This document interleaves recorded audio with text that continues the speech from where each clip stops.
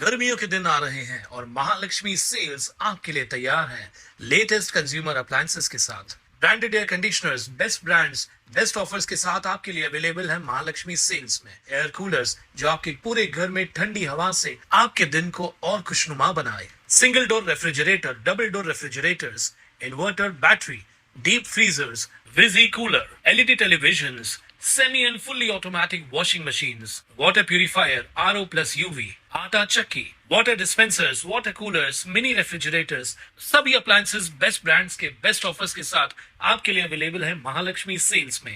बदलापुरातल्या माडा कॉलनीतील BSUP योजनेतल्या घरांची प्रचंड दुरावस्था झाली आहे। या घरांची वेळीच दुरुस्ती न झाल्यास एखादी मोठी जीवितहानी होण्याची शक्यता नाकारता येत नाहीये। स्थानिक नगरसेविका ज्योती दारवीन यांनी पालिकेच्या सर्वसाधारण सभेत या इमारतीच्या दुरावस्थेकडे लक्ष वेधलंय। 15 वर्षांपूर्वी बदलापूर पूर्वेकडील म्हाडा कॉलनीत बीएसयूपी योजनेअंतर्गत 20 इमारती बांधण्यात आल्या। या ठिकाणी जवळपास 400 कुटुंब राहतात। मात्र तेव्हापासून या इमारतींची दुरुस्ती झालेली नाहीये। या इमारतींच्या भिंती अतिशय जीर्ण झाल्यात। बऱ्याच इमारतींच्या जिन्यातील संरक्षण खिडक्या कोसळल्या आहेत। सर्वात गंभीर बाब म्हणजे काही घरांमध्ये स्लॅब कोसळल्याच्या घटना घडल्यात। या घरांची पावसाळ्यापूर्वी दुरुस्ती न झाल्यास इथं एखादी मोठी दुर्घटना घडू शकते अशी भीती नगरसेविका ज्योती दारवीन यांनी व्यक्त केली आहे। त्यामुळे या धोकादायक इमारतींच्या दुरुस्तीसाठी पालिका प्रशासन काय भूमिका घेतं हे आता पाहणं महत्त्वाचं ठरणार आहे।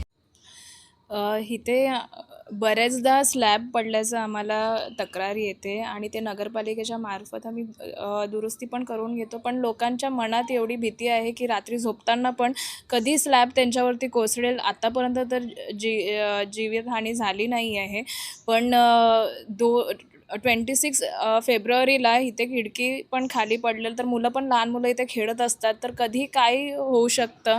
तर आपण त्याची वाट न पाहता इथे लवकरात लवकर ह्याचं स्ट्रक्चरल ऑडिटचा रिपोर्ट करून घेऊन म्हणजे ह्याची दुरुस्ती वगैरे सुरू व्हायला पाहिजे, जेणेकरून काही अपघात घडणार नाही।